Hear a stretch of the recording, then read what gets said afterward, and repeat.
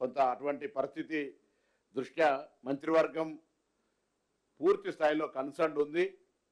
ఎవరు కూడా ఆర్టీసీకి సంబంధించి ఒకసారి వాళ్ళు కూడా ఆలోచన చేసుకోవాల్సిన అవసరం ఉంది. 2013 నుంచి 14 నుంచి 23 దాకా ఉన్న పరిస్థితి ఈరోజు 2023 నుంచి ఇప్పటి వరకు వాళ్ళ సంక్షేమం కొరకు తీసుకున్న నిర్ణయాలు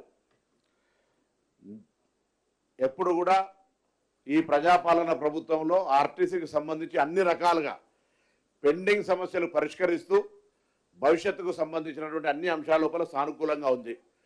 కొత్త క్యాబినెట్ స్థాయిలో డిస్కషన్ జరగాల్సినటువంటి 3 అంశాలు ఉన్నాయని పిఆర్సీ కావచ్చు, లేదా విలీనం కావచ్చు, గుర్తింపు సంఘాలది అనేటువంటిది దానికి సంబంధించిన అంశం కూడా ఆఫీసర్స్ కమిటీ ద్వారా చెప్పడం జరిగింది. కానీ సరే కారణాలు ఏవైనా వాళ్ళు ఆఫీసర్స్ కమిటీ చర్చ చేసి 4 వారాలు జీవోలు ఇచ్చిన తర్వాత కూడా ఈ కార్యక్రమం జరిగింది. సో ప్రభుత్వం గౌరవ ముఖ్యమంత్రి గారు, ఉప ముఖ్యమంత్రి గారు, సహచార మంత్రులందరం కూడా ఈరోజు ఆర్టీసీ కార్మికులకు విజ్ఞప్తి చేస్తా ఉన్నాం. దయచేసి ఎటువంటి తొందరపాటు ఆలోచన చేయకండి. ప్రభుత్వం పూర్తి స్థాయిలో మీ పట్ల సానుకూలంగా ఉంది. అన్ని అంశాలకు సంబంధించినటువంటి విషయం లోపల మంత్రివర్గ ఉపసంఘం త్వరలోనే రేపు ఎల్లుండి ఎప్పుడో కూర్చొని మీకు సంబంధించిన అన్ని అంశాలను వింటుందనే మాట మనం చేస్తూ, మీ అందరూ కూడా తెలుసు, కొత్త పత్రికల ద్వారా సమాజానికి చెప్పడం కొరకు మేము అధికారంలోకి వచ్చిన తర్వాత అటు మహాలక్ష్మి పథకాన్ని ఇవ్వడమే కాక 2013 పిఆర్సీ పెండింగ్ బకాయిలు 280 కోట్లు ఇచ్చినాం.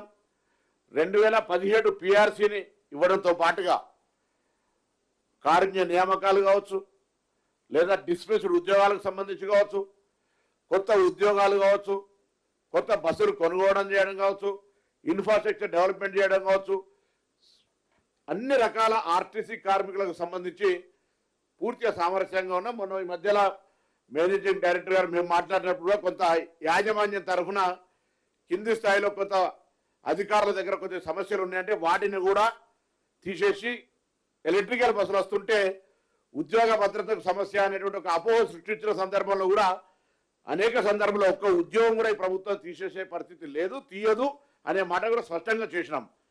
కానీ బయట నుంచి కొంత ప్రోత్సాహం జరిగిందా, లేకపోతే ఇంకొక ఉద్రేకపూరితమైన వాతావరణం కలిగిందా, ఏది ఏమైనా దయచేసి మరొకసారి అందరికీ తెలంగాణ ప్రభుత్వం పక్షాన ఈరోజు క్యాబినెట్లో చర్చించిన మేరకు కానీ వారి పట్ల ఇప్పటి వరకు అవలంబించిన తీరు పట్ల కానీ అందరికీ విజ్ఞప్తి చేస్తాను. దయచేసి ఎవరు కూడా ఎటువంటి అనాలోచిత నిర్ణయం తీసుకోవద్దు. కార్మికుల సంక్షేమం, ప్రయాణికుల సౌకర్యం, సంస్థ పరిరక్షణ అనే ప్రకారంగా ఈ ప్రభుత్వం వ్యవహారం చేస్తుంది. ఈరోజు ఒక రవాణా శాఖ మంత్రిగానో లేకపోతే ఇంకొక మంత్రే కాకుండా మొత్తం క్యాబినెట్ అంతా కూడా మీ పట్ల కన్సర్న్ ఉంది అనేటువంటి మాట సందర్భంగా వ్యక్తం చేస్తా ఉన్నాను. అరే ఇప్పుడు నిన్న కూడా రాష్ట్ర రవాణా శాఖ మంత్రిగా ప్రభుత్వ విధానాన్ని స్పష్టంగా చెప్పినాం. ప్రజాపాలన ప్రభుత్వం, కార్మికులు వాళ్ళ నిరసన చెప్పుకోవచ్చు, ఎక్కడ కూడా నిరసనకు అడ్డం పడడం అనేటువంటిది మీ ద్వారా కార్మిక వర్గానికి విజ్ఞప్తి చేసినాం.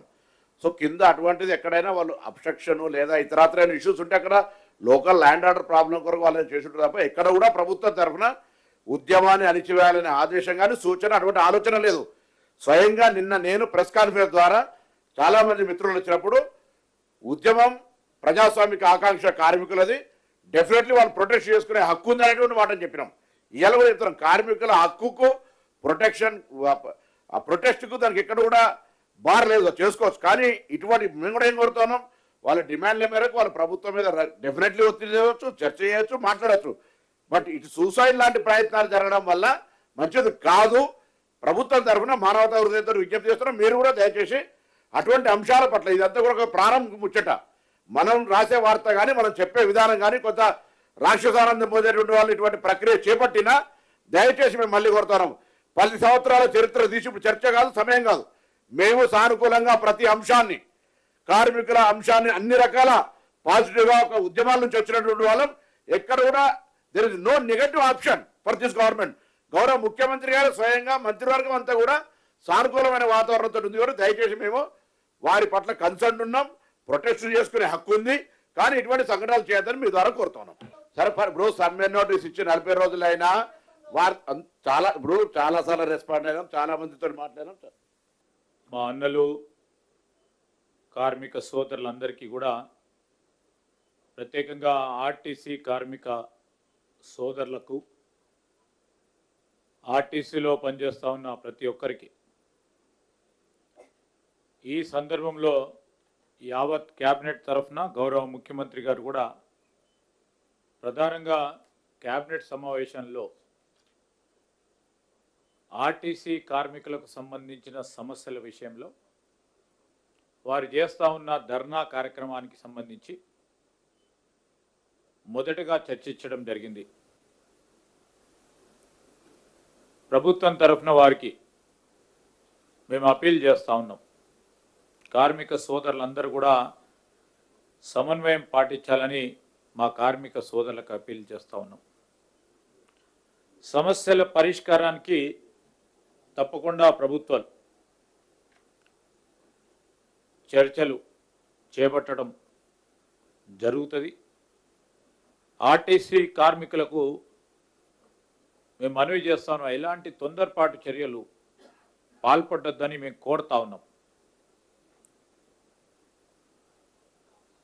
ప్రాణాలు తీసుకోవటం అనేది చాలా బాధాకరమైన విషయం. మరి ఇలాంటి ఆలోచన చేయొద్దని ఈ తెలంగాణ రాష్ట్రం సాధించిన మీకు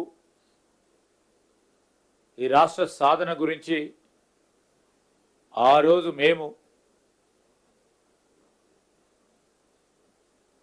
ఫలితాలు రావాలి, అందరికీ లాభాలు జరగాలని ఒక ఆలోచనతో పోతా ఉన్న సందర్భంలో ఈరోజు ప్రజాపాలన మీ ప్రభుత్వం ఇది.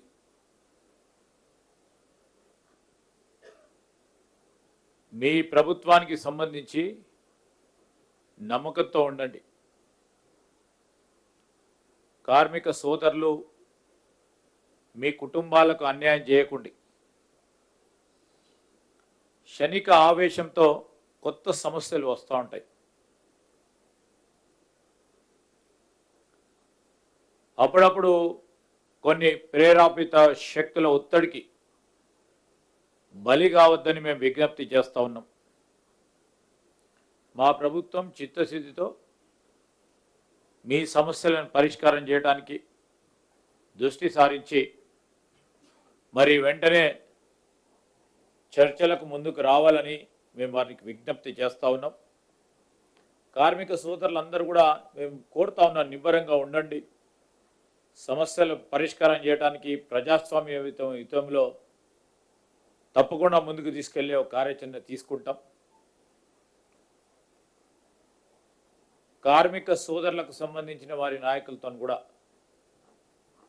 ఇప్పటివరకే సంబంధిత ట్రాన్స్పోర్ట్ మినిస్టర్ గారు సహచరులు పొన్నం ప్రభాకర్ గారు కానీ, అదేవిధంగా ప్రభుత్వం కూడా అధికారుల బృందంతో చర్చలు మొదటగా జరపడం జరిగింది.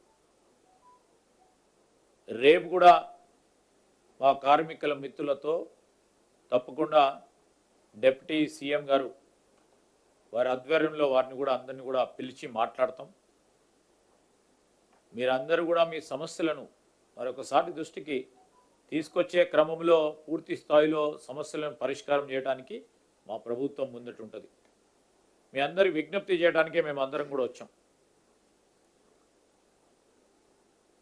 క్షణిక ఆవేశంతో ప్రాణాలు తీసుకునే ఒక ప్రయత్నం చేయకండి.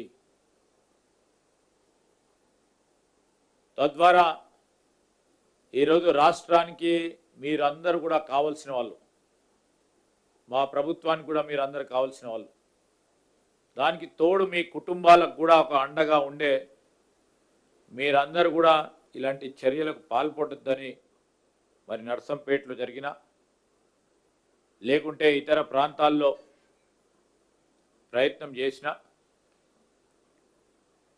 వీటన్నిటి విషయంలో ఇలాంటి సందర్భాలు రాకూడదనే మా ప్రయత్నం. అందుకోసమే ఈరోజు క్యాబినెట్లో కూడా